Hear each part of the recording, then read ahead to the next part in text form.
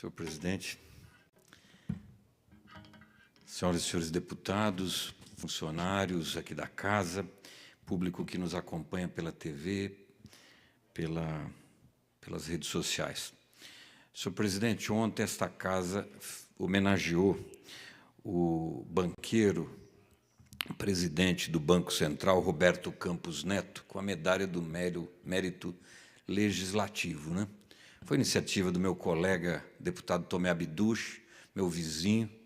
Cada deputado aqui tem a prerrogativa de homenagear quem achar que é correto, que é justo, né?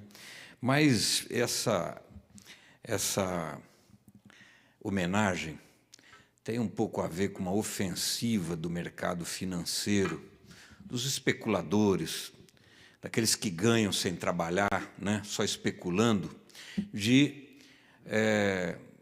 tentar influir no governo Lula no sentido de manter o Roberto Campos Neto lá, que o mandato dele termina no fim do ano, e, no limite, impedir que o presidente Lula indique um novo presidente que mexa com a política de juros que o Banco Central atualmente vem defendendo, né?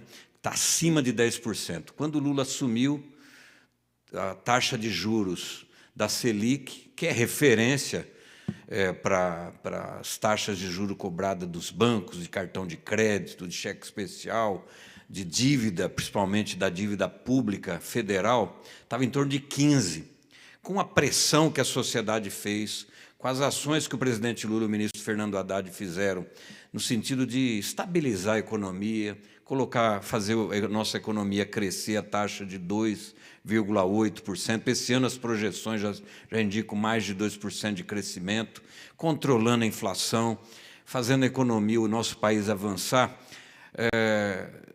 Mas isso era impossível com a taxa de juros de 15%. E agora está 10,25%. O presidente Roberto Campos já está ameaçando aí que vai, na próxima reunião do Copom, dizer que vai inverter, que vai paralisar essa tendência de queda da taxa de juros, né?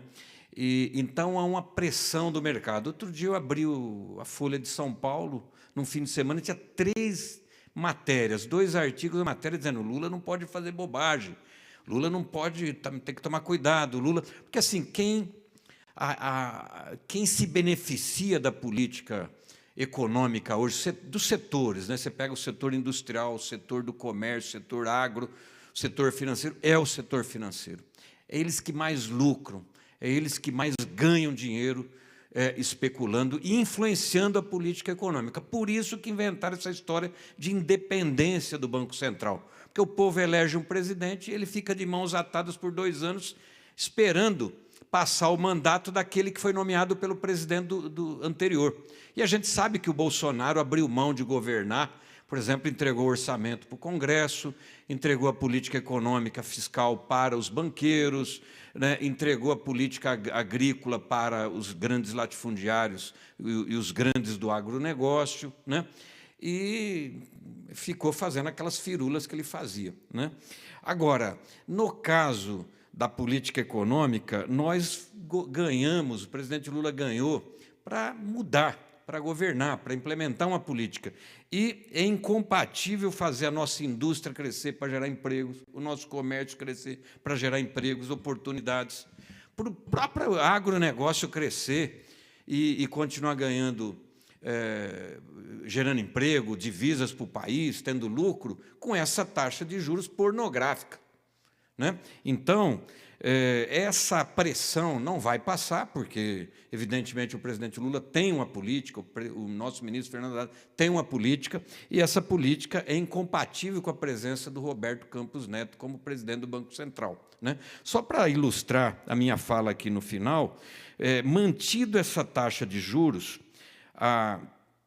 aqui é um estudo calculado pelo ex-banqueiro Venilton Tadini, do Banco Fattori, atual presidente da Associação Brasileira da Infraestrutura e da Indústria de Base, ABDIB, só em 2 anos, 2023 e 2024, com a taxa de juros Selic menor e mais compatível com o comportamento descendente da inflação, o Brasil teria economizado em torno de 400 bilhões de reais com o pagamento de juros, em vez de acrescentá-lo ao estoque da dívida pública por meio de novos títulos públicos lançados no mercado. O juro real, descontado da inflação, hoje está por volta de 6,5%.